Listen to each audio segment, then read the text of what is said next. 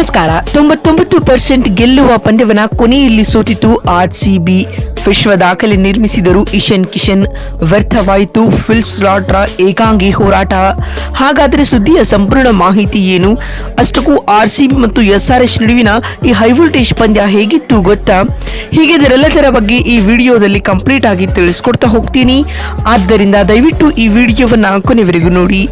ಆದರೆ ಅದಕ್ಕಿಂತಲೂ ಮುನ್ನ ನೀವು ಕೂಡ ಆರ್ಸಿಬಿ ತಂಡದ ಅಭಿಮಾನಿಗಳಾಗಿ ಈ ವಿಡಿಯೋವನ್ನು ನೋಡುತ್ತಿದ್ದರೆ ತಪ್ಪದೆ ಈ ಕೂಡಲೇ ಈ ವಿಡಿಯೋಗೊಂದು ಲೈಕ್ ಮಾಡಿ ಮತ್ತು ನಮ್ಮ ಚಾನೆಲ್ಗೊಂದು ಸಬ್ಸ್ಕ್ರೈಬ್ ಮಾಡಿ.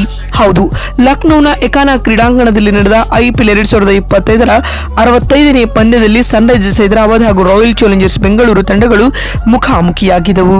ಈ ಪಂದ್ಯದಲ್ಲಿ ಆರ್ಸಿಬಿ ತಂಡವನ್ನು 42 ರನ್ಗಳಿಂದ ಮಣಿಸಿದ ಹೈದರಾಬಾದ್ ಲೀಗ್ನಲ್ಲಿ 5ನೇ ಗೆಲುವು ದಾಖಲಿಸಿತು. ಈ ಗೆಲುವು ಹೈದರಾಬಾದ್ಗೆ ಯಾವುದೇ ದೊಡ್ಡ ವ್ಯತ್ಯಾಸವನ್ನ ಉಂಟು ಮಾಡದೇ ಇದ್ದರೂ ಆರ್ಸಿಬಿಗೆ ಮಾತ್ರ ದೊಡ್ಡ ಆಘಾತ ನೀಡಿತು. ಈ ಸೋಲಿನೊಂದಿಗೆ ಪಾಯಿಂಟ್ಸ್ ಟೇಬಲ್ನಲ್ಲಿ 3ನೇ ಸ್ಥಾನಕ್ಕೆ ಜಾರಿರುವ ಆರ್ಸಿಬಿ ಪ್ಲೇ ಆಫ್ನಲ್ಲಿ ಮೊದಲ 2ನೇ ಸ್ಥಾನವನ್ನು ಪಡೆಯುವುದು ಇದೀಗ ಕಷ್ಟಕರವಾಗಿದೆ. ಈ ಪಂದ್ಯದಲ್ಲಿ ಮೊದಲು ಬ್ಯಾಟಿಂಗ್ ಮಾಡಿದ ಹೈದರಾಬಾದ್ 231 ರನ್ ಕಲೆ ಹಾಕಿತ್ತು. ಈ ಗುರಿಯನ್ನು ಬೆನ್ನಟ್ಟಿದ ಆರ್ಸಿಬಿಗೆ ಮಧ್ಯಮ ಕ್ರಮಾಂಕದ ವೈಫಲ್ಯ ಸೋಲಿಗೆ ಬೆಲೆ ತೆತ್ತುವಂತೆ ಮಾಡಿತು. ಇದಕ್ಕೂ ಮುನ್ನ ಈ ಒಂದು ಪಂದ್ಯದಲ್ಲಿ ಟಾಸ್ ಸೋತು ಮೊದಲು ಬ್ಯಾಟಿಂಗ್ ಮಾಡಿದ ಹೈದರಾಬಾದ್ ಇಶಾನ್ ಕಿಶನ್ ಅವರ ಅದ್ಭುತ ಬ್ಯಾಟಿಂಗ್ ಆಧಾರದ ಮೇಲೆ ಆರ್ಸಿಬಿಗೆ 232 ರನ್ಗಳ ಗುರಿ ನೀಡಿತು. ಇಶಾನ್ 48 ಎಸೆತಗಳಲ್ಲಿ 7 ಬೌಂಡರಿ ಹಾಗೂ 5 ಸಿಕ್ಸರ್ಗಳ ನೆರವಿನಿಂದಾಗಿ ಅಜೇಯ 94 ರನ್ ಗಳಿಸಿದರು. ಆರಂಭಿಕರಾದ ಅಭಿಷೇಕ್ ಶರ್ಮಾ ಮತ್ತು ಟ್ರಾವಿಸ್ ಹೆಡ್ ಮೊದಲ ವಿಕೆಟ್ಗೆ 54 ರನ್ಗಳ ಜೊತೆಯಾಟವನ್ನು ನೀಡುವ ಮೂಲಕ ತಂಡಕ್ಕೆ ಭದ್ರ ಅಡಿಪಾಯವನ್ನು ಹಾಕಿಕೊಟ್ಟರು. 17 ಎಸೆತಗಳಲ್ಲಿ 3 ಬೌಂಡರಿ ಮತ್ತು 3 ಸಿಕ್ಸ್ಗಳ ಸಹಾಯದಿಂದ 34 ರನ್ ಗಳಿಸಿದ ಅಭಿಷೇಕ್ ಶರ್ಮಾ ಅವರನ್ನ ಲುಂಗಿ ಎಂಗಿಡಿ ಔಟ್ ಮಾಡುವ ಮೂಲಕ ಈ ಪಾಲುದಾರಿಕೆಯನ್ನ ಮುರಿದರು. ಇದಾದ ನಂತರ ಭುವನೇಶ್ವರ್ ಕುಮಾರ್ ಟ್ರಾವಿಸ್ ಹೆಡ್ ರವರನ್ನ ಪೆವಿಲಿಯನ್ಗೆ ಕಳುಹಿಸಿದರು.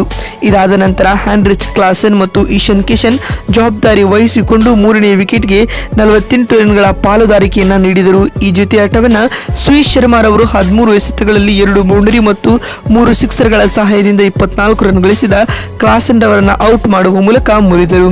ಇದಾದ ನಂತರ ಬಂದ ಅನಿಕೇತ್ ವರ್ಮಾ 9 ಎಸೆತಗಳಲ್ಲಿ 1 ಬೌಂಡರಿ ಮತ್ತು 3 ಸಿಕ್ಸ್ಗಳ ಸಹಾಯದಿಂದ 26 ರನ್ ಗಳಿಸಿ ಔಟ್ ಆದರು. ಆ ಬಳಿಕ ಬಂದ ನಿತೀಶ್ ಕುಮಾರ್ ರೆಡ್ಡಿ 4 ರನ್ ಬಾರಿಸಿ ರೊಮಾರಿಯೋ ಶೆಫರ್ಡ್ಗೆ ಬಲಿಯಾದರು.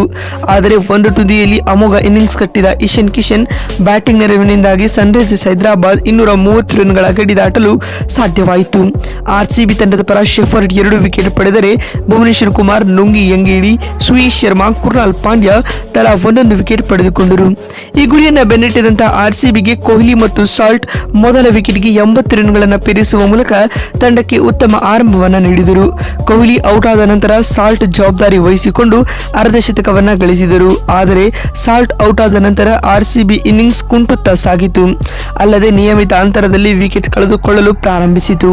ಪ್ಯಾಟ್ ಕಮಿನ್ಸ್ ನಾಯಕತ್ವದಲ್ಲಿ ಬೌಲರ್ಗಳು ಬಲಿಷ್ಠ ಪುನರಾಗಮನ ಮಾಡಿದರು. ಇದರಲ್ಲಿ ದೊಡ್ಡ ಕೊಡುಗೆ ನೀಡಿದವರು ಇಶಾನ್ ಮಲಿಂಗ.